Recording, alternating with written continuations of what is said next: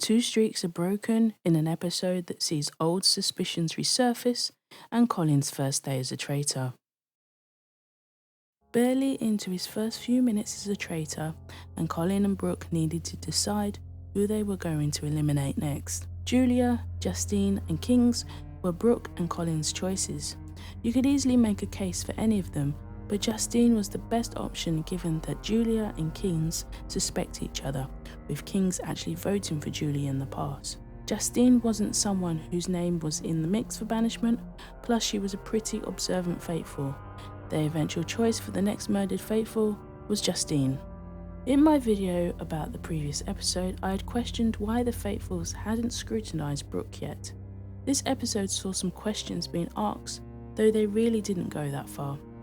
First at breakfast, Julia started talking to Colin about Brooke, and how Brooke was making it seem like he would join in the votes against Dan in their chats, but then turned around and voted for Vanda. After joining Colin and Julia in the breakfast hall, Anna also mentioned Brooke being all over the place. One instance that had everyone and even myself confused was Kings at the breakfast table. Kings wanting to call Brooke out more as a disloyal faithful more than a traitor. The thing that doesn't work out well for Kings in his timing was that none of the faithfuls knew who had been murdered at that point. So for Kings to say he's coming after Brooke with the confidence he would return might make the others think it's because Kings is a traitor who knows who was murdered. King's plan to use Brooke as a smokescreen to finding a traitor didn't feel like a very well thought out plan, and in fact it has led Sam to believe that Kings is a traitor. I don't know if it was the plan or the execution of it that felt a bit weird. Anna swore on her kid's life that she hadn't been blackmailed. Swearing on people's life is a thing I personally don't like, and I've seen it happen on a couple of occasions in this whole franchise. Why do that for a game? To each their own, but it's just not how I roll. It's a thing that stuck with me from my upbringing. Never swear or bet on anyone's life, so I'm definitely not going to do it for a game. No game is too deep for any of that. Faithful or traitor, it will make me question how far that person is willing to go to win the money, and make me wonder if that person will just end up wanting to double cross me at the final vote. That's just my opinion, but for Sam, Anna's statement helped solidify Anna as a faithful to him. King's and Vanda's names were once again on the chopping block for banishment. I feel Vanda's name is just going to keep coming up until she's banished.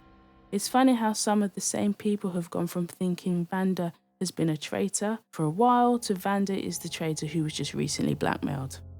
An observation during King's revealing his true intention for his move at breakfast was that while King's move wasn't a good one, he did come to the correct conclusion when naming Colin. Part of the problem was Kings didn't come across very strong in his argument. I feel like Colin easily defended himself against that.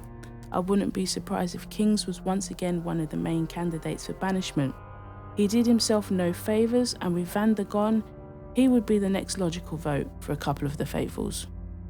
This wasn't a close vote compared to the previous roundtable that Vanda barely survived. This time Vanda wouldn't have the same luck as most of the votes went to Vanda and she was banished. With Anna being the one who found the shield, the short curse of the shield is over. Also the faithfuls broke their streak and didn't manage to banish a third traitor in a row. It's quite a ballsy move to take a shot at either Anna or Julia, who both went into the armory. Eliminate Julia and maybe eyes are pointed at Anna, or go for Anna and maybe the faithfuls think there's been another seduction. I'm really surprised Anna hadn't been eliminated by the traitors at an earlier point. I think she's one of the most dangerous faithfuls left in the game. While Brooke says that Sam is the faithful he would want in the final, is it best for either Brooke or Colin to have Anna there too? There is clearly some tension between Brooke and Colin in the conclave, and I wonder if that ends up with one of them pushing for the other to be banished.